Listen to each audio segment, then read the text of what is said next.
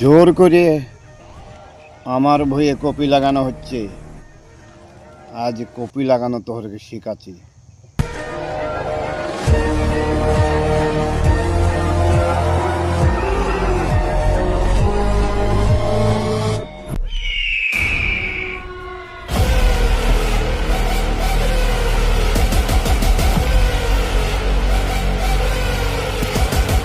ওই, এদিকে শুন তোরা।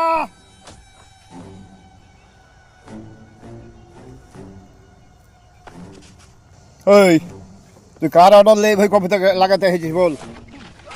কে তোকে অর্ডার দিয়েছে? তোর বাপের বই।